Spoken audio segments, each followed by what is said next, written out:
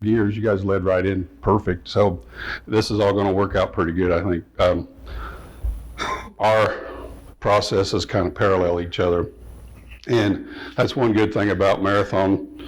We get together and learn from each other and share things. So it works out really well. I'm not a PhD or anything. As he said, I'm an electrician, but I do have a past, and I think everybody in here has a past. And we all have a story to tell. And I'm going to real briefly tell my story because it knits into how our process has benefited me and the guys that started it in 1996. I had no idea who they were, still don't. But they helped me out tremendously, and I'll tell you how. So we have learned a lot of lessons over the years, and I hope I can share some with you or answer some questions. This is our refinery. It's located in Robinson, Illinois. There's nothing around there but cornfields. Really pretty boring place. But there's a big refinery there. I live about an hour away. I commute every day. It's Crawford County, Illinois. It was built in 1906, purchased in 1924 by Marathon Petroleum. We run about 266,000 barrels a day. We run sweet and sour crudes. We make everything but asphalt. I think you guys make asphalt, don't you? Yeah. So we crack it down, make all kinds of stuff. I'm not in operations. Again, I'm an electrician, just a maintenance guy. And I was the facilitator for a few years, and I really enjoyed it. And I think we're going the right direction. Again, COVID impacted us also. This is me at work, big crane during a turnaround. Does everybody in here understand what a turnaround is? Because that's a refinery, kind of a refinery nomenclature. Yeah, it's a big shutdown, that's what it is. And I have a neat video we'll show after a bit of it and get more of an idea what goes on, but there's people stacked on people. I mean, it's pretty hairy, pretty scary. I'm married. I've been married 35 years. Have one daughter. She's 20. She's kind of contemplating what she's going to do with the rest of her life. I was in the same boat when I was about 19. And long story short, grew up on a farm. I lied about my age, got a job working at the railroad, Milwaukee Road, and I was on the grunt crew. I seen a fatality there. I seen a stabbing there. I seen 2 amputations there, all in 1 year. And I thought, I got to get out of here. I like all my digits and everything. So my dad talked me into joining the apprenticeship through IBEW. It was a 4-year program then, and I became a journeyman inside wireman. I was a fuels coordinator through 2013 through 2017. I'll tell you how I got there. It goes back into the story. I don't want to get ahead of myself. And I'm adjunct commissioner for the Cambridge Center. I went on a couple accreditations. So that's a picture of the refinery. Again, I'm going to just get into a story here. ACTS was original. It was Areas Communicating Trust and Safety. Same problem you guys had, safety, butted heads. They were the bulldogs that just come out and fired people. You fire that guy, especially in our small community, his brother may work there, his uncle may work there. So you got a couple pissed off employees right off the bat. He didn't learn anything. He just took that to another place. He's going to get another job, and he's going to take those bad behaviors with him. So we're better off if we coach them. Well, they had a terrible problem, so in '96, the plant manager said, here you go, you guys deal with it. So they did some studying and come up with this behavioral-based safety process. And they got a consultant, and they really butted heads a little bit, so they tried to go it on their own. And they did a pretty good job of it for not having much leadership in it. I went back, we had a really good secretary, and she had kept records of everything for about 30 years. And I found where they started the VBS process. She kept real good records of everything.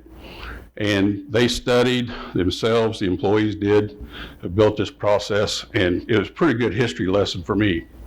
Help lower recordable rates, lost time injuries, raise safety participation and awareness.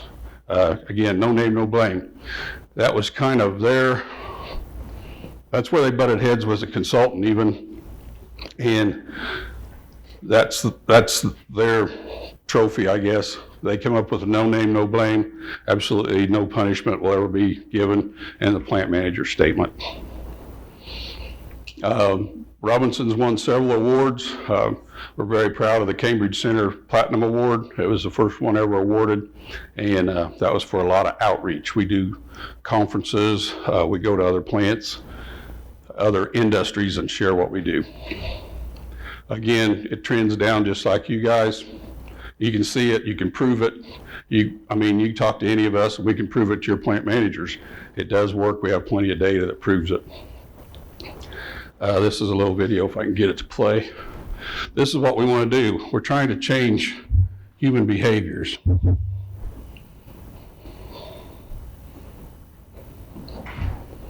I don't think it's going to play for you.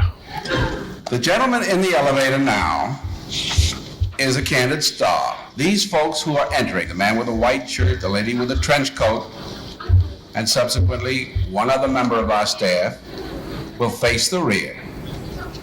And you'll see how this man in the trench coat. You can probably pull that up sometime, but guy in the trench coat comes in the elevator. What do? We always face the door. When we get in the elevator, we turn around, face the door. All these other actors came in, faced that way. So what did he do because of peer pressure? Here's what he did. First he turned sideways and messed around a little bit, and pretty soon he's looking at the back of the elevator. Why did he do that? Peer pressure. What's BBS? Peer pressure. It's your colleagues coming alongside of you and saying, hey, this is a bad, dangerous behavior. It works out really well. It's proven over and over and over. Human behavior is a little harder to deal with in the safety culture because we have these people pushing to get her done, especially during shutdowns and turnarounds. We got deadlines, we got this, we got that. And on a side note, one of the worst things you can do is have a safety stand down, because those contractors have X amount of days to get that job done. You just took one day away from them, causes rushing. That's all that's in their mind. They're away from home, they're there on the shutdown, they're trying to get the job done. You just took a day away from them. It's better off to have one-on-one safety meetings, toolbox talks about that, discuss it that morning, get them involved, get their minds involved. Okay, we've learned a lot of do's and don'ts over the years. I'm going to run through these and then we'll take questions and answers. I want to open it up to everybody. We're all in the same boat called Earth. We all got to get along. I am a union electrician and I work in a non-union plant. Safety should always rise above that. Shouldn't matter. When they said to take, what was it they told you to take all extra, they took your observations away because of agreement. Man, that's where you got to step up and say, this is about people's lives. That we're higher, we're above that. The best thing you can get is that letter signed by your CEO or manager, or all of them, stating no name, no blame. That goes so far, and as they said, they posted it. That goes so far for your process, you'll never understand. And when we had a bad plant manager for a while, and we had to take that and say, you signed this, you can't go back on your word, and jammed it down his throat, and he wouldn't. We need management support for funding. We also need him to lead by example. Terry talked about that quite a bit. This plant manager did not want to do observations, so none of his managers did observations, so none of his supervisors did observations, and we watched our observation numbers go in the tank. We begged him, and some of the managers had been there before he was there and did them, but that trickled downhill that he didn't believe in them, so they didn't do them. So we know how to keep our job. We want to please our boss. So if your boss isn't doing them, just like the guy in the elevator, we're not going to do them. So we've seen that. So we got a new plant manager. She's really on board with it. We're glad because after COVID, it would have killed our process completely probably. But she's doing a really good job in helping us out. You always want to include your contractors. They do most of the dirty work, most of the hard work, most of the dangerous work. So including them, you got that many more eyes in the field doing observations and coming alongside their coworkers saying, hey, put your gloves on. Hey, we got a better way to do that. So you always want to include those in your process. We share the top 3 good, and the top 3 we call it for room for improvement or at risk. And we discuss those throughout the plant, post them. We have a television system. We put them on there and talk about them. And we reward after the fact. We don't dangle the carrot. We learned the hard way. Anytime you give too many rewards, they expect them. And then if you say, our budget, we're done, we can't do any more, they say, okay, I'm gonna quit. So we reward after the fact. And what I did was I would go through who did 100 observations in the year. Okay, there was 12. Okay, who did 75? Okay, there was 35. Okay, who did 50? Well, there's 200. Well, I could buy 200 t-shirts. So we put BBS champion on them. First of the year, said, hey, here you go. And they're like, what's this for? Well, you did 75, 50 observations, whatever. They wore that. I mean, they'd put it on just as quick as they could and wear it in their work group. Hey, where'd you get that shirt at, man? Well, I did observations last year. I got a shirt. Well, I say, we don't know where we're going to draw the line.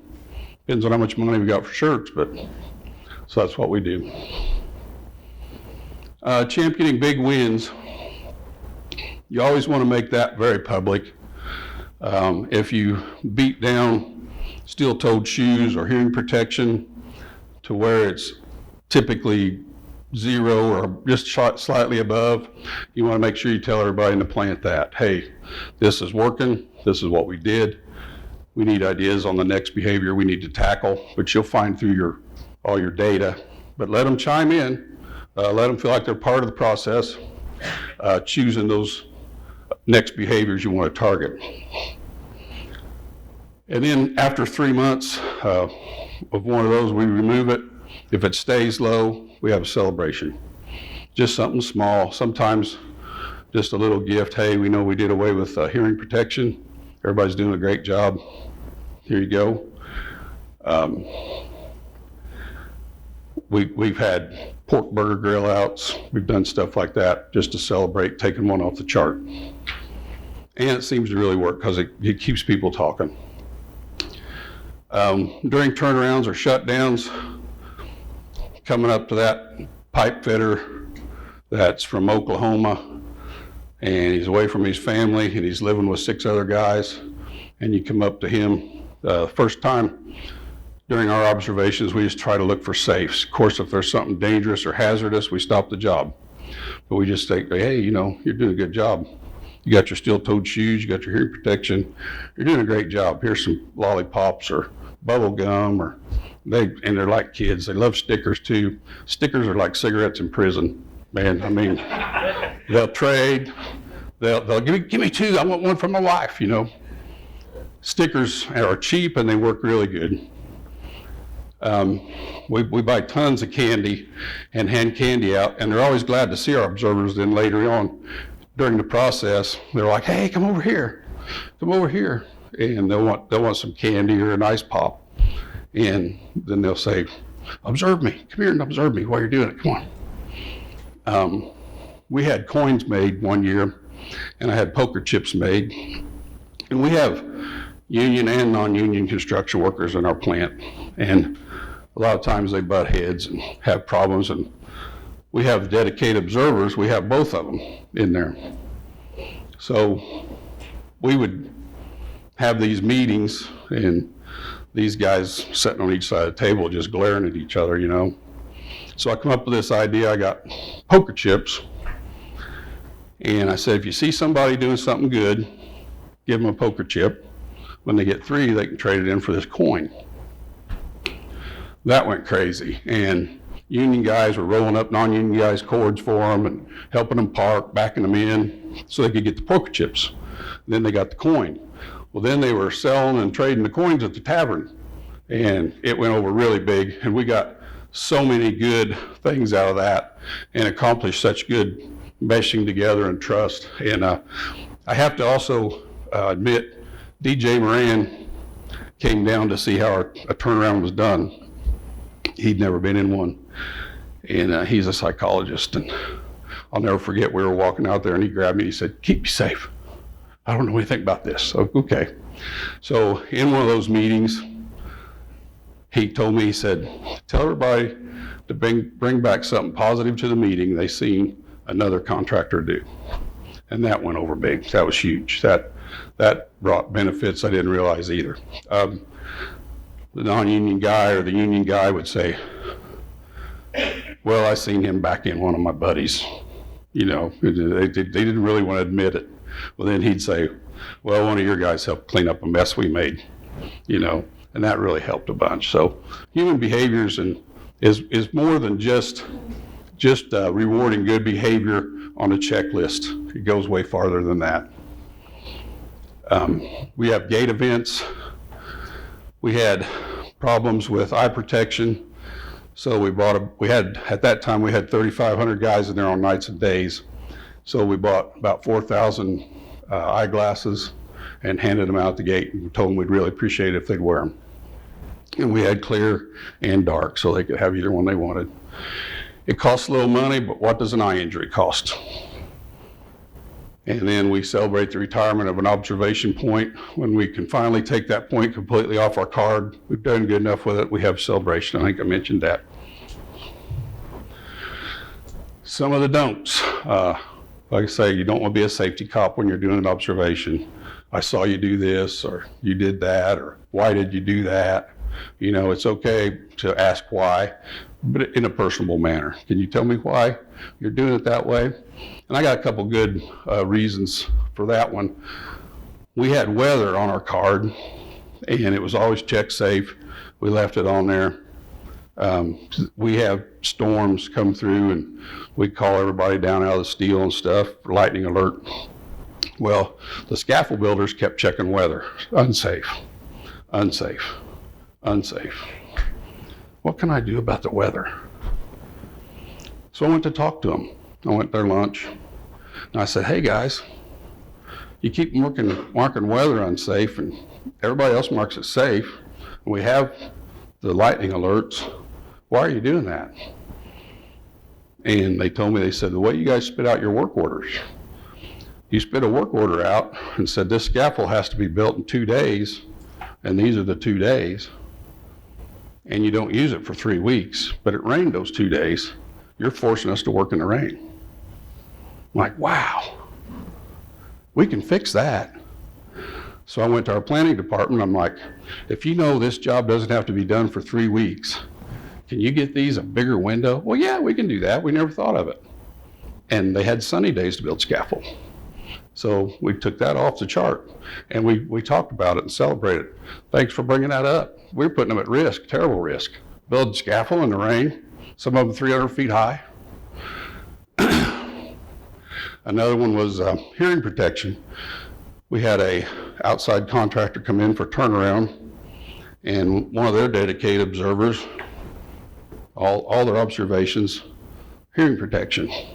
So we took hearing protection out there, and they said, "Oh, thank you. The reason we kept marking that is these hurt our ears real bad. Try them."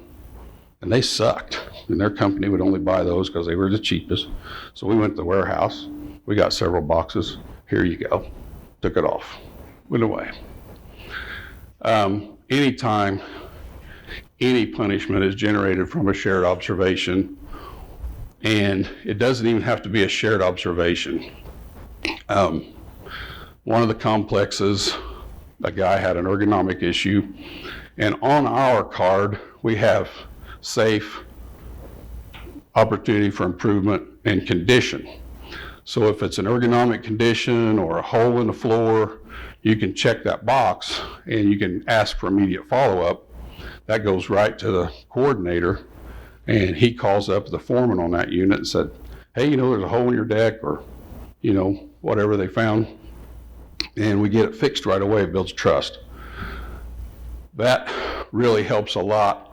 But one of the guys kept griping, just one guy on one complex kept griping about an ergonomics issue, and it was, and he brought it up to his foreman several times and to his coworkers, and he made it a follow-up.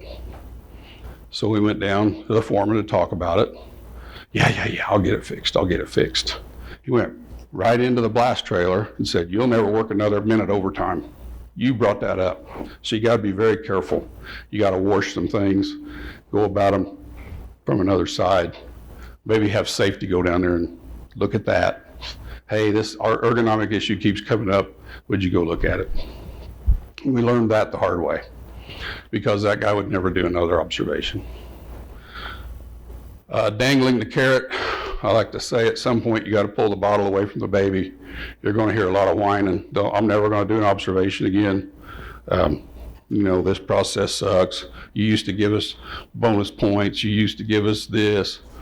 So if you can reward after the fact or find another way to reward instead of dangling the carrot, because you're going to get junk data anyway.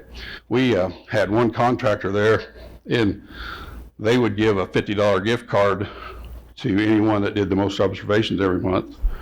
So I knew this guy through the trade, and he was getting it every month. And I'm like, he was pretty lazy in the trade. I'm gonna go talk to him. I'm like, guy, what's going on? He goes, it's easy. I have my kids film out on the couch. Their data skewed. Their data's junk. You just ruined it. So I had a long talk with him. He didn't really understand the process. He didn't really understand the back end of it, how we fix things. Got him on board. He didn't get the gas card anymore, but he cried about it. And he told me I owed him $50 every month, but this is part of it. You're gonna have that. Management interference. They got to walk a really tight line. Managers want to manage. They want to be involved. They need to realize their role. They need to be told up front. And we've had some on our committee, and we've told them there may be a time, there probably will be a time, we're going to ask you to step outside. There's nothing wrong with that, and they should understand that. If they don't need on your committee. And you should be able to get rid of anyone on your committee for not attendance. I mean, we had a gal that wanted to be on the committee to get the overtime and go on the trips, but she never showed up. So we're like, hey, you want to fly ride or you want to get off? Most of them will quit when you confront them. But you have to be able to keep it clean and keep people that are really interested. The whole reason we're doing this is we care about each other. We have a family picnic. I had a photographer come and take family pictures and sign a release. And even that guy I don't like, when I see his wife and kids, I do not like them, and I want him to earn a check for them, and I want him to be a dad. And even, you got to realize there's a lot of depth behind that guy. He may be taking care of his mom and dad. Maybe that's why he's a grump all the time. They may be invalids in his house. I mean, I don't know. But there's depth to every person. You need to show that if you can.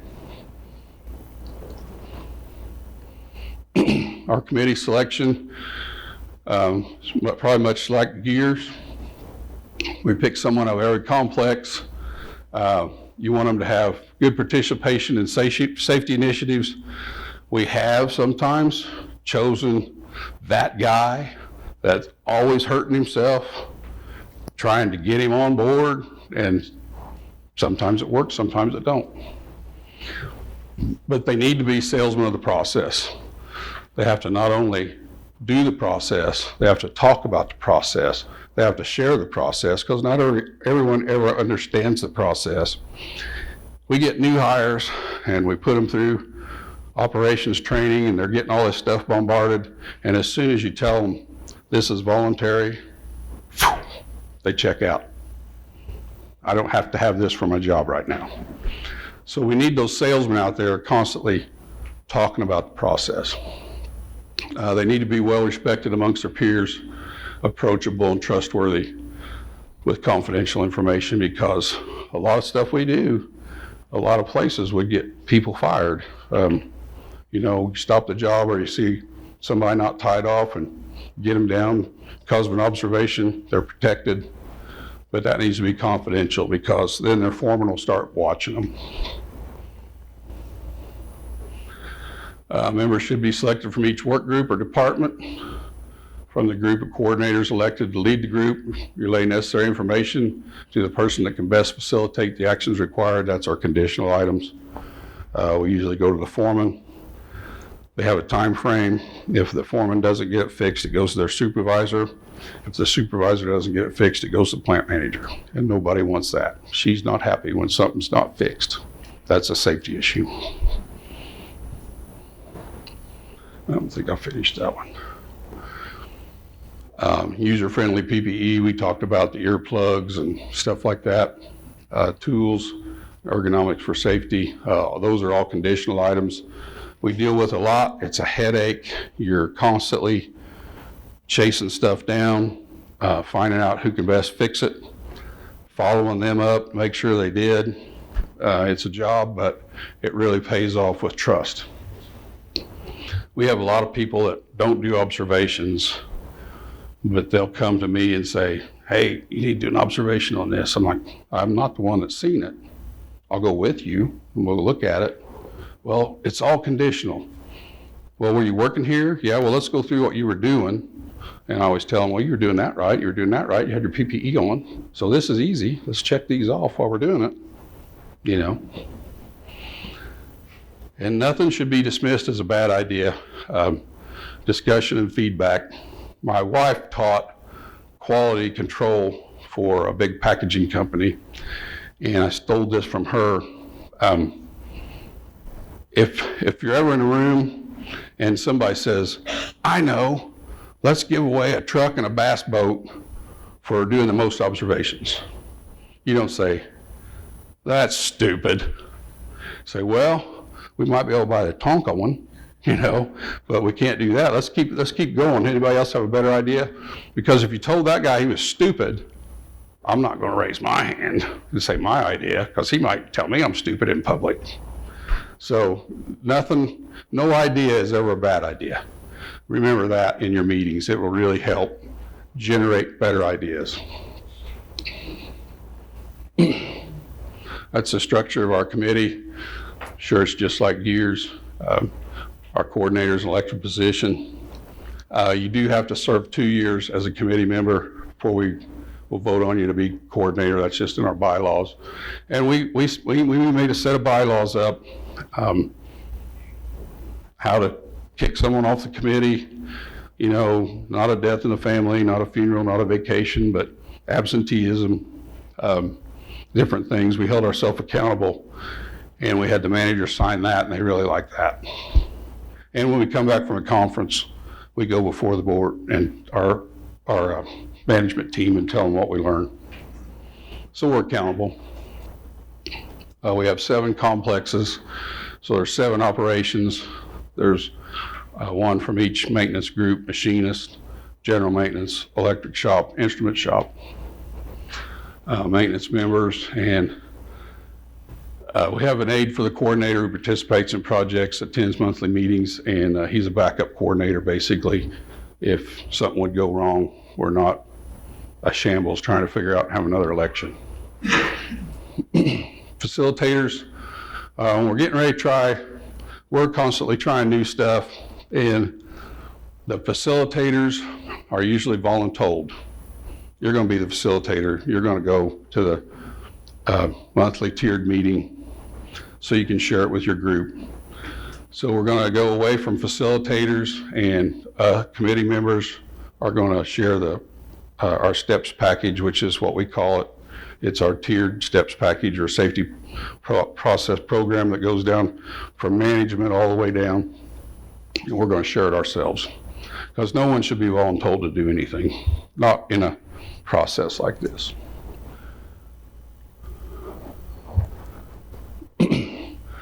Raising employee engagement, mandatory versus voluntary. Voluntary, I know so many processes I went to try and help out at different organizations that were mandatory, had to do one a day, one a week. their data can prove nothing. Their data is nil and void because people are pencil whipping them. And it's really hard for them to stop that process and go back to a voluntary process. It's hard for management to understand, and it's hard to get the people on board. But you want volunteer, you allow time for opportunities for observations. You have to, we had a manager in our electric shop, and if you sat down at the computer to enter observation, he was like this. What are you doing? How long is it going to take? What's your job? Where are you supposed to be? And it just kills it. So your supervisors, your foremen have to be told, hey, give them time to do observations at the end of the day. Tell them to come in 10 or 15 minutes early, if they need to. It pays off. And management must encourage it. They also have to lead by example. And quantity versus quality, you eliminate the numbers game, the pencil whipping, and you promotes one per month. We have a lot of people that try and get one in every month because we had an old program that if you got 12 in a year, you got something.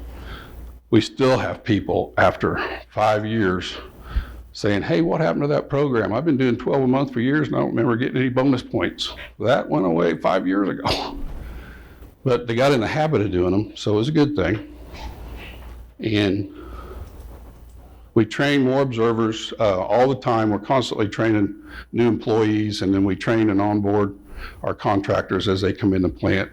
We have an 8-hour boot camp for them, and a big part of it is saying, hey, you will be observed. They're going to come up and ask you. If you're not comfortable, that's fine. The first couple of days, you'll get a lot of no's until they realize you're not the cops.